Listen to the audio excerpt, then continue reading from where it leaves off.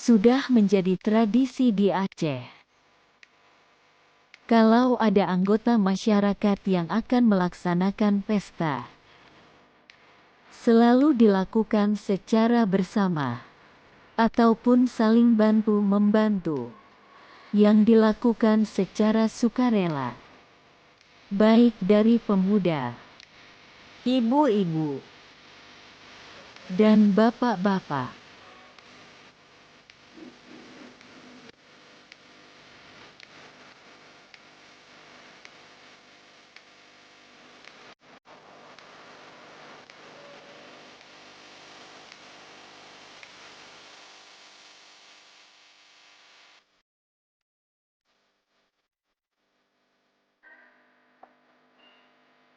Meracik bumbu, ataupun memasak gulai kambing, sudah turun-temurun dilakukan kaum pria.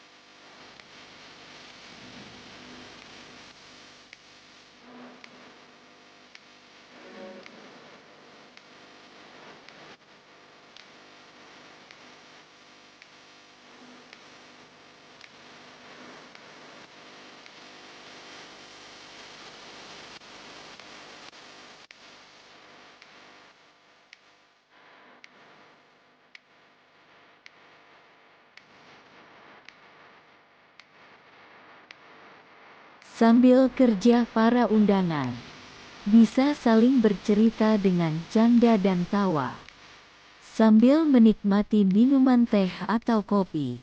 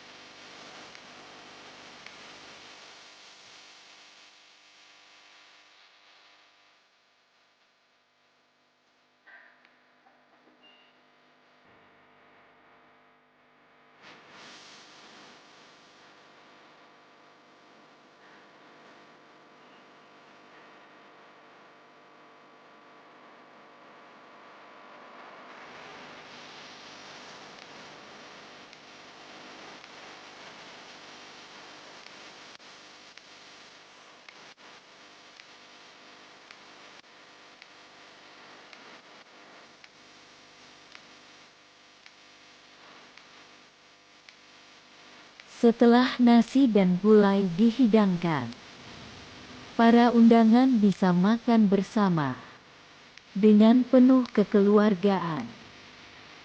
Semoga saja kita selalu bisa menjaga tradisi ini.